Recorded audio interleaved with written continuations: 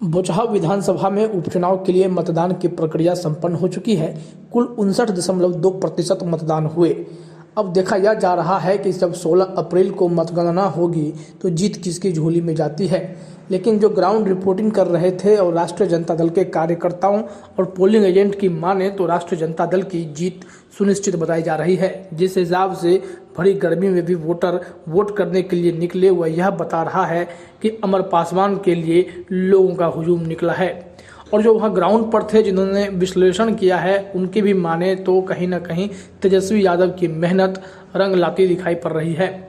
बोचहा विधानसभा के उपचुनाव में बीजेपी के वोटर बट गए हैं, लेकिन राजद और वीआईपी के वोटर अंत तक उसके साथ टिके रह गए।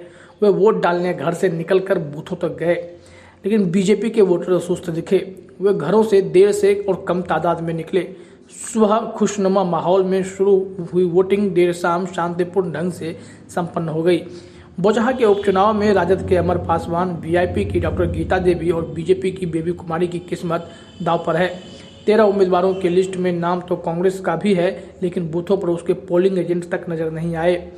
बीजेपी से छिटके वोटों में से कुछ राजद को और कुछ वीआईपी के खाते में भी जाने की बात कही जा रही है।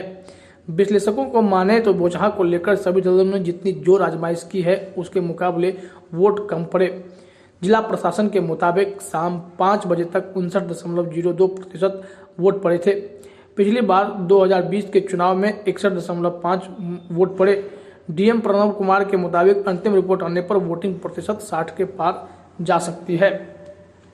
डीएम ने बताया, मतदान के दौरान कहीं कोई अप्रिय घटना नहीं हुई। बोचहा की चुनावी जंग में जिस तरह एक जाति विशेष की नाराजगी का प्रचार हुआ, उस जाति से जुड़े नेता और पूर्व मंत्री राजद उम्मीदवार के पक्ष में वोट करने की अपील करते देखे गए। लेकिन वोटिंग के दिन उस जाति के वोटरों का तेवर वैसा नहीं था। लेकिन राष्ट्रीय जनता दल के पास भाजपा के जो वोटर हुए, भूमिहार कहा जाता है, जो भूमिहार लोग भी राजद को वोट करते देखे गए।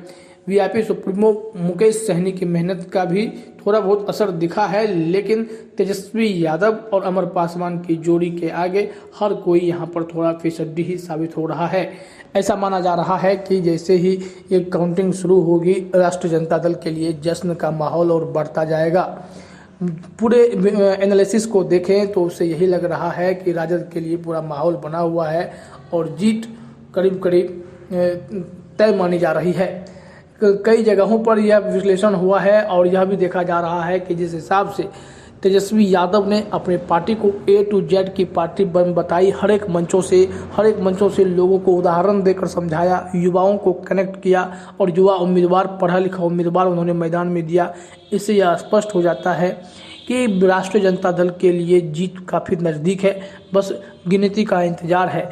अपनी सुरक्षा करेंगे और गिनती जब होगी तो वहाँ पर अमर पासवान एक विजयी उम्मीदवार के तौर पर देखे जाएंगे।